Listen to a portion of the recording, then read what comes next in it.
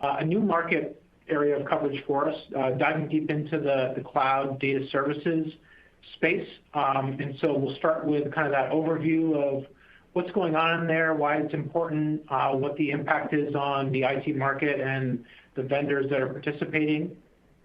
Then I'll hand it off to Catie to give us insight from Informatica's recent event, which covered a lot of these topics, and looking forward into what's new and coming in terms of the area of data services.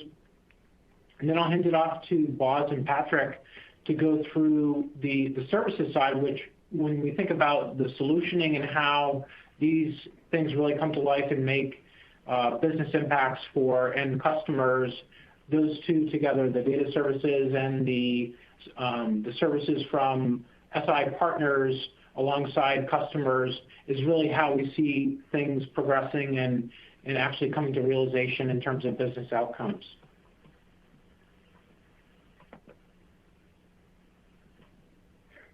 So to start, this is the overall platform as a service landscape.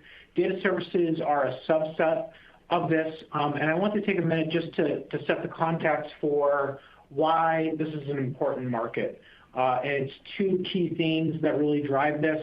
One is the concept of data gravity, and the second is productizing and solutioning by end customers to really bring data services to life within their organizations. So first, around data gravity, data wasn't the first thing to move to a cloud-delivered platform. In fact, it's lagged quite a bit. Cloud's been around for more than 10 years. Data services like this is really just starting to mature over the last couple of years for a variety of different reasons. First is, so it wasn't the first to move. It's sensitive. It's protected. It's really the core asset for a lot of organizations. That's been kind of a common tenet for decades, really. However, as more adoptions occurred in terms of software as a service offerings, easy things like Salesforce CRM, Microsoft productivity, collaboration tools, that's brought a lot of data that formerly was on-premise into cloud environments. And although the data gravity for most organizations, if you look more broadly at enterprise workloads, at core databases, at things that support ERP systems and mission-critical applications, there still definitely is a center of gravity on-prem. But over time, we've seen more and more of that data landscape shift for customers. If you look at about 30%, somewhere about that is the average IT spend going to cloud services. Data is closely following that. So more and more, you're getting more data generated, more data residing in cloud environments, and that's where these cloud data services are really maturing in terms of providing the productivity, the solutioning for customers, which is the second aspect of what we're looking at. So with all that data residing in different cloud environments, there's this growth in services to create value, to make use of that for more intelligent business decisions. And we'd be remiss if we didn't talk about generative AI on any type of webcast these days. So there's definitely an impact at play there in a variety of different ways. So first, generative AI feeds on large volumes of data in order to generate the insight, in order to generate the scripting or the responses or the RFPs, any type of asset that can now be created with these new technologies requires large pools of data. And so a lot of the strategy for these data platform services is to connect and interconnect and aggregate data so that there can be correlation, there can be better answers driven from larger pools of data. And so that's something that's certainly driving a lot of the investment and change in the market. You're hearing it across the board from SaaS vendors like Salesforce, right through the data services vendors like Snowflake, believing that it's really going to transform their business and what customers can do with their offerings going forward. And so that's really the biggest thing that's driving the productizing, the solutioning of these data services for customers, all about generative AI at the moment. And it's not only we're hearing it from our customer interviews, from our vendor disclosures, and even behind the scenes in terms of looking at some of the investments that are required down into the infrastructure layer to support these new AI workloads. Those requirements are being driven down and actually being built out in order to scale and be avenues for growth for vendors and new services coming over the next couple of years as customers really believe that this will be transformative for them. So in terms of the vendor landscape, that's the other kind of shift. So as that center of data gravity moves to the cloud, there's new entrants, both from the cloud platform players who definitely see this as a way to both monetize at the data services layer, but also drive the infrastructure usage and consumption of infrastructure as a service offerings. So they certainly have big bets and big plays in terms of capitalizing on this. But obviously a new set of more niche competitors, more focused competitors on the cloud data services side, Snowflake, Informatica, all these vendors are really looking at the cloud delivery method and focusing on data as their core competency, and have seen really tremendous growth, sustained growth above some of the more core infrastructure and software as a service markets that have seen a little bit more of a slowdown over the past couple of months due to the overall macroeconomic uncertainty and pullback by some of their customers in terms of their level of spend and looking for efficiencies. So some of the key trends also that we're looking at is the shift to or the embrace of usage-based pricing. Vendors across the board are hearing from their customers that they want more efficiency, they want to pay less upfront, they want to scale back their IT spend in this type of environment. And so a lot of vendors have catered to that. We've already seen growth come down a little bit. We expect that to continue just a while longer. But over time, that tends to be a pendulum. And once the macroeconomic environment gets a little bit better, the growth in consumption and usage that is built up over this year will eventually lead to more pricing power, more lock-in due to the larger data environment residing in some of these vendor offerings. Over time, we think there will be a return to more package pricing, more volume discount, that type of behavior as customers really want to get back to consuming more and looking at data as a key part of that investment. The next trend is around IT line of business. So we see it across the board in terms of, from the developer standpoint, the data engineer is no different, where enabling citizen data engineers to go in and be able to leverage sets of data, make better decisions, and not have a large technical background and training in these different tools and technologies is something that's very top of mind for enterprises. They want to get the value of their data into more employees' hands and not just have a set of data engineers that are the bottleneck in terms of turning that into better decisions and business advantages for them. And then lastly, the importance of data ecosystems. So again, the larger pools of data that are needed for better decisions, that doesn't just reside within one organization, it resides in multiple. If you look at supply chains of hundreds or thousands of organizations sharing data across them, pulling in outside sets of data from third parties, and using all that together to correlate and make actionable insights. That's the ideal state. Obviously, just like with cloud, the technology sometimes is the easy part. It's all of the legal, the logistics, the change in culture and mindset for a lot of organizations to share data and be open to receiving data from other sources, knowing that it's trusted and fits into all of the protocols that they have for their own IT organization. That takes time to work through, so that'll be an ongoing process. But the vendors do have a part to play in terms of enabling that and facilitating that. And so I think we're at the early stages of this ecosystem movement to really get to the ideal state of some of these data services and building in generative AI type things across multiple data sets and organizations.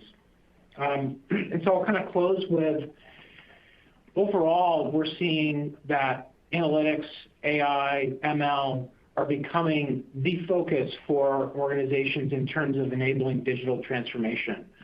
For a while, it was just the shift to cloud technology overall, getting to a more iterative state in terms of updates and enhancements to their IT environment.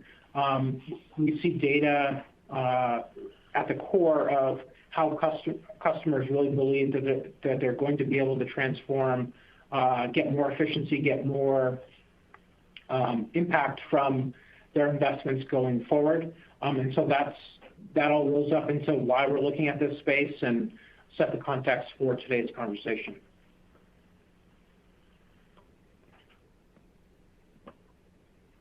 All right, so I'll hand it over to Catie to take us through some of the specific vendor insight from the Informatica World event.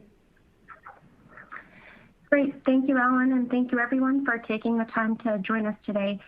So in this next section, we kind of wanted to do a deep dive into one of the vendors that we include as part of our cloud data services coverage, and to kind of give you a sense as to some of the trends and specific workloads that we're looking at as part of this coverage, and that's Informatica. So a few weeks ago now, TBR attended Informatica World in Las Vegas, and there was a lot of content just from the routine presentations, but also a lot of engagement with both Informatica customers and partners. So there's a couple announcements to go through that really stand out. But first, just a brief backstory on Informatica's approach. So they've really undergone this major transformation in the cloud by making all of their products available on IDMC, or Intelligent Data Management Cloud. And as you can see on the slide here, they've really taken this platform-first approach. So customers are still getting that single source of truth, but it's also modular. So they're picking and choosing different capabilities, from integration to cataloging to governance and so on. And a key piece of this platform, as you can see too, is Claire, and that's really driving it. It's their AI engine, and some stats on that is Claire can handle 23 petabytes of metadata and 54 trillion transactions per month. So they've really worked to scale this over the past 6 years or so. And with their experience using AI and data management, of course, generative AI presents an opportunity for Informatica to essentially take that one step further and really help automate not just specific tasks, but entire data workflows. And so that brings us to Claire GPT. That was one of the big announcements. So essentially, when this becomes available, customers will be able to ask a question like, show me the specific data sets that I need to identify cross-sell synergies between these two companies, or combine data from, let's say, Salesforce or SAP or whatever system it might be into Informatica Customer 360 so that it can be analyzed. So those are just two examples, but with this, they're clearly trying to automate data pipelines and make it more efficient for the analysts and the business users, and getting the appropriate data sets into the right hands. And that speaks to an ongoing trend we see in this space, which is more collaboration and overlap between IT and the line of business departments. So the opportunity is clearly there. We suspect more use cases will emerge for this in specific areas, like data cataloging is probably the best example. And then down the road a bit, we could also see Informatica applying their governance capabilities around these large language models.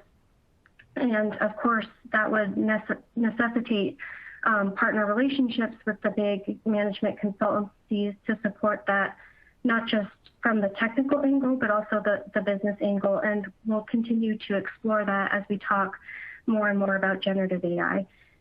So in my opinion, that was one of the biggest announcements, pretty expected given what we're seeing in the industry, but also necessary and really aligned with Informatica as a cloud data management company.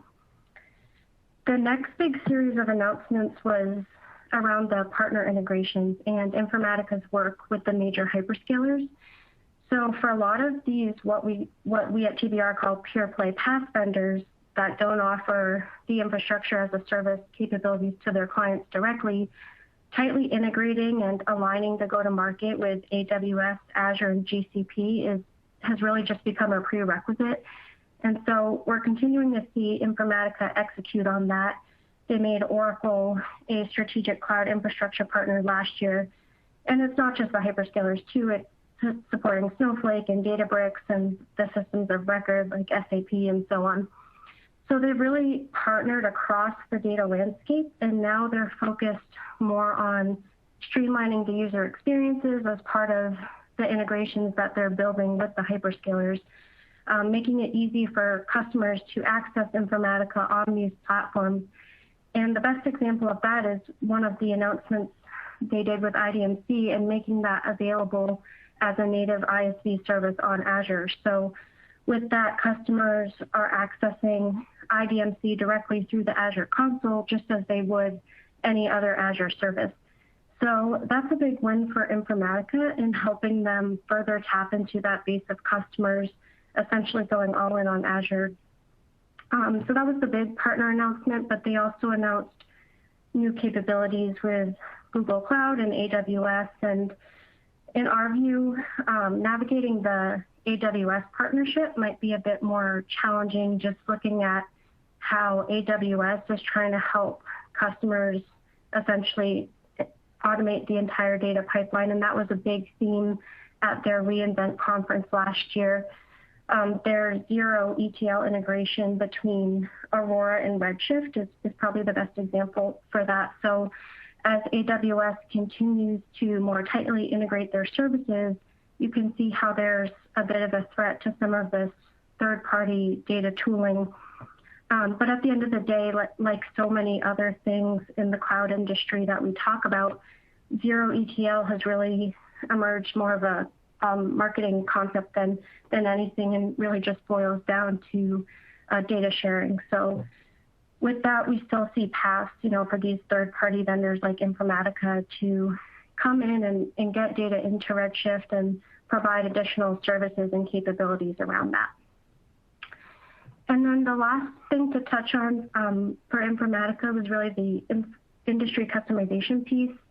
That's something we continue to see a lot in cloud. And when we talk to customers, they continue to see value in these fit-for-use data models. And Informatica really started its industry push last year, announcing IDMC customizations for financial services and healthcare. And this year they announced IDMC for ESG. So obviously a big opportunity as these reporting standards go from voluntary to mandatory, and Informatica using IDMC to help customers collect and discover and tag and profile their ESG data. And I'm sure we'll continue to see Informatica expand in other areas and other sub-verticals with additional capabilities, whether that's these custom interfaces or data quality rules, and so on, to appeal to these highly regulated customers. So that's kind of a quick rundown of what I think are the biggest takeaways from the event. And if you're interested in hearing more about it, some of the other announcements and analysis, we did just put out a special report that's available. TBR also attended Red Hat Summit in Boston last week. And Red Hat is a very important vendor we look at in the cloud data services coverage as well. Obviously not in the context of Informatica, but they fit here when we look at the role Kubernetes plays in powering the modern data stack, if you will, as customers containerize apps to move to the cloud and build applications natively as microservices. And now we're seeing Red Hat expand its platform to address these next-gen applications as well. So very relevant in the data services coverage. So we'll have a quick write-up on the highlights from that event out shortly. And with that, Bob, I'm going to pass it over to you to talk about the data cloud opportunity from a services perspective. Thank you, Catie, and thank you everyone for joining us today. So we want to kind of take a little bit of a broader view here on the discussion and include the professional services firms.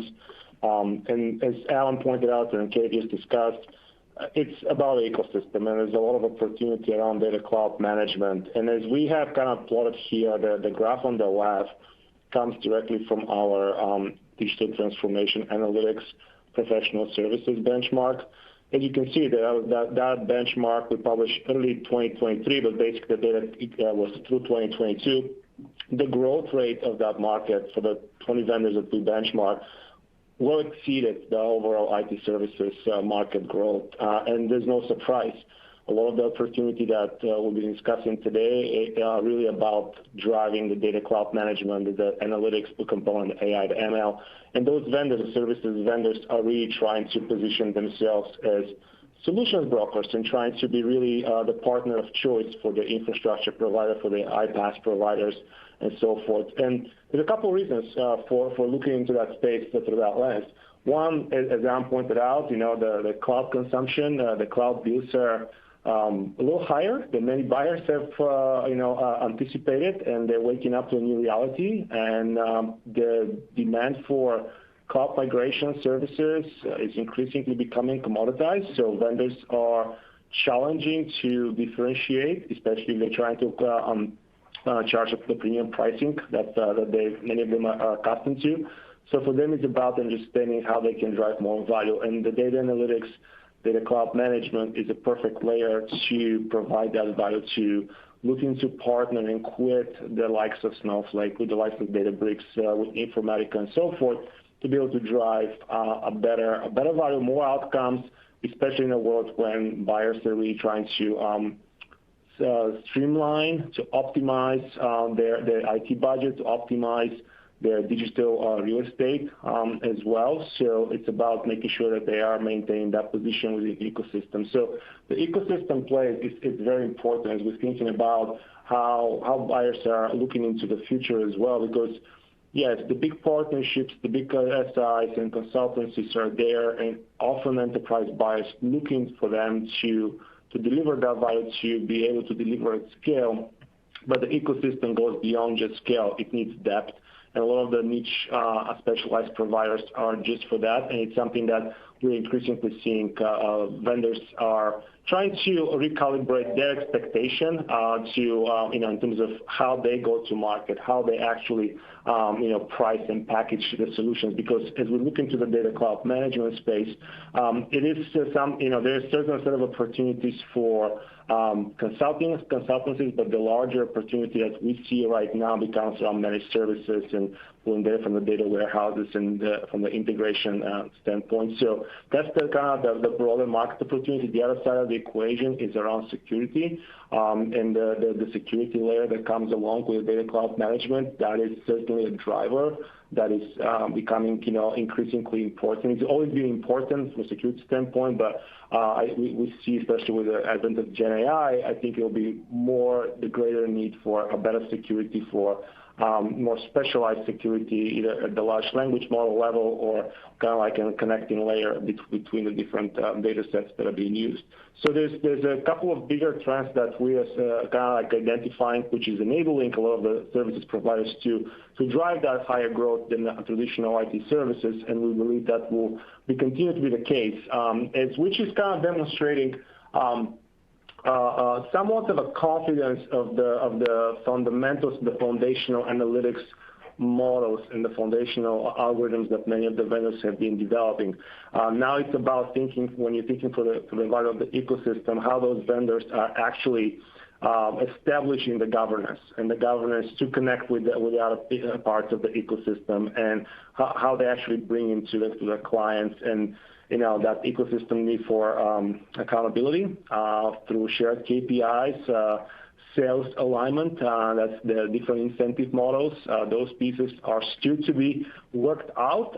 And I think that, looking at the market of the vendors that are really pushing the envelope will be the one that actually have an alignment from the top down, basically from the executive one all the way down to the field sales support. And, because salespeople usually get tasked with selling a particular piece of software of their partners or their own portfolio, and they really, if they're not incentivized, they don't drive a bigger, more impactful discussion. So having that top-down, bottom-up alignment from incentives and KPIs and go-to-market messaging will be key as we're thinking about the opportunity Data Cloud Management provides as a differentiator, as a space in the market right now of the technology stack that is going to help the services providers to really stand out, from the crowd as the market for mainstream migration services, like I said, is becoming increasingly commoditized. Patrick, I'm not sure if you have anything to add to that last point or anything discussion. Nope. I think we will we'll jump to the Q&A now. We have a few questions in the queue that came in, so we'll get to them in the limited time we have left. The first one came in actually a bit ago, so I think it's more addressed to Allan and Catie, and that is, which companies are best positioned to take advantage of the trends you described? What are some characteristics do you think differentiate the companies in this space? Allan, you want to go first? Sure. Yeah, I think the companies that are best positioned, I think it's tough to not call out Microsoft, where they're such a largest provider from the cloud perspective, strong partnership around the ChatGPT offering, and really have been looking at data and the Power Platform set of offerings for low-code environments, those types of things. A lot of tentacles into so many of the trends and markets that we've talked through that I think they're really well positioned. I'll let Catie go through some of the more data services ones, but vendors like AWS, it seems just a little bit out of position in terms of some of the core data services in terms of targeting the market. Obviously going to be a big supplier of the infrastructure, but just a little bit more of a stretch from a technology perspective for them. Yeah, I'd second that. I think the answer is all the hyperscalers are really worth mentioning. They have the infrastructure layer, so I do think we'll continue to see them try to monetize PaaS and move into some of these areas that we've been talking about, like cataloging and governance. But to Allan's point, they have the infrastructure, but these native capabilities, aren't necessarily there yet, and customers might not be considering them at their full capacity. And so that speaks to the ecosystem play as well, and the value that these partnerships that the hyperscalers have with the PaaS platforms and driving up their infrastructure consumption are very important. So I think that's the first one. The other one is Snowflake and Databricks. We talk about them a lot, and their competitive overlap, and they play in different spaces. One is essentially the data warehouse, and one is the data lake. But like we talked about with Informatica's platform approach, Snowflake and Databricks are essentially trying to achieve the same thing. Be the de facto cloud data platform is essentially what it boils down to. And Snowflake is traditionally more infrastructure focused, starting at the storage layer, but Databricks more concentrated on some of the upper stack capabilities and data science tasks, turning data models into value. But we see them actively moving into each other's territories. And I think Databricks, the change in positioning they had, not a data lake company, but a data lake house company, is just a huge example of that, and going after Snowflake's customer base and how they just want to both really be the one-stop shop data cloud for their customers. Excellent. Thank you, Catie. Thank you, Allan. So the next question that came in, and please feel free to send more. We have some time. What does TBR think will be the most disruptive near-term changes because of ChatGPT. And I'm going to go ahead and extend that to generative AI broadly, not just focused on ChatGPT. Allan, again, you want to go first?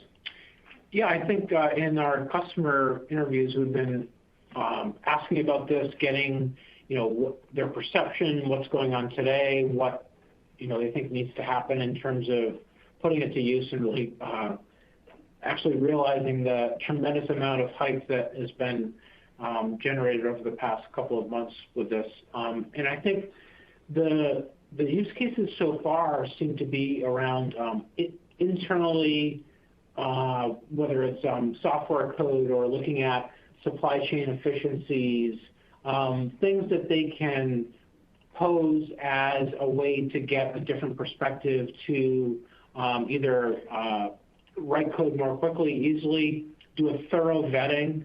I think that's a lot of what's going on internally today is setting it on a certain task, thoroughly vetting it so that they can build up some of that trust over time. And not just for the people that are using it, but to get the legal teams to review and authorize additional use cases that will eventually get to a state where you can really get the efficiency of leveraging it as a tool, trusting the outcome, putting it to use, and accepting always the legal ramifications of mistakes and challenges, just like with any human decision. But I just don't think it's there today. So I think there's a lot of trial and error and going on. But certainly software coding, supply chain logistics, eventually customer-facing, go-to-market-facing recommendations and initiatives will be things that really people are excited to put it to use for. Catie, your thoughts on this? Yeah, I kind of second that. I think, like I was saying with Informatica, automating data pipelines is a big one, and just what we can see with streamlining developer productivity. I think we're still waiting to hear the enterprise use cases for some of these more generic models become more clear, but I think from a developer perspective and powering, the new wave of next-gen applications, if you will, is a big one. How about you, boss? I think it's very much the same train of thought. I think it's governance. Need for governance is certainly a precursor of everything to happen to what Catie just mentioned, kind of like becoming from code developers to code reviewers, which I think the biggest implication will be the threats to the outsourcing industry and the managed services. I think it's something that vendors need to think a little strategically about how they balance. The use of Gen AI from a go-to-market messaging and push, and how they're actually able to use it internally for their own staffing and their own delivery mechanisms, and retraining and reskilling people. And how they actually turn back onto the customers and say how they're actually monetizing the augmentation of their service delivery stuff. So it's a long way to go, but there's certainly something that we're going to keep an eye on for. I think we were talking about earlier, the custom application development market will likely become custom application reviewer market, just because of the nature of the co-piloting that the Gen AI allows.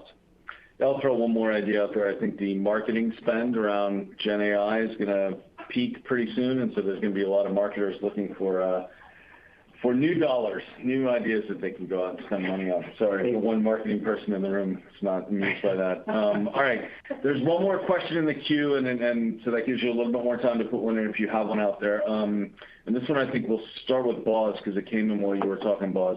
Are there any partnerships or alliances that stand out that can be a best practice or a model? So I guess when you look at I'm going to expand on it. When you look at the vendors that you talked about in the professional services, IT services space, and you think about everything that Allan and Catie talked about, who stands out, not just in the bubble chart, but who stands out as having the right kind of alliances? Yeah, alliances are an ongoing endeavor in terms of like trying to think about the strategic mechanisms that services vendors lead or are part of. It's a tough act to balance sometimes, especially when services vendors often try to do things that are outside their core value proposition. So it's becoming really a challenge to be a competitor or a partner for some of them, especially in the SaaS and on the software side of the equation, less on the infrastructure side. So I think it's important the successful vendors are the ones that are really staying within our swim lane and really provide depth and specialization, again, partnering with the right vendors at the local level, at the capability level, and less so about being just we can do it all, so to speak. So there's no, a single vendor that is saying they're doing right across from middle and back office. There's certainly models that are being emulated and looked up to. Certainly, Accenture have led a lot of the discussions around business groups. Seen EY becoming more and open around how they actually bring in partners and recognizing the value of the ecosystem. Some of the industry vendors like Infosys looking up and thinking we're not the management consultancy for the same way the management consultancies are, so why would only partner and partner with EY and for that matter. So recognizing that multifaceted relationships are opportunity and thinking about who manages and oversees those relationships, thinking about infrastructure, the software side, the services side, the data management layer as well. So I have 3-4 vendor partnerships. Certainly could provide openings in probably easier in the smaller deals. In the larger deals, they become a little more challenging because then you have the business units that are managing budgets and it's a little more complex. But there's opportunities for vendors to think strategically and form those relationships. Again, we'll fall back to what I mentioned earlier in the discussion. Accountability, commonly aligned KPIs, sales and incentive models. These are key factors and building blocks for successful partnership. Yeah, I'd throw IBM out there as another company to look at. I mean, I think if Accenture has sort of set the bar for or set the path for a lot of other companies to follow. I think if EY has been the most active lately, I think IBM is the one to watch as changing their partnering and their alliance. Yeah, sure. I mean, they're free. Yeah, they're free. They're not free to customers. They're free. They're free as an organization. They don't have to sell IBM first only. Yeah.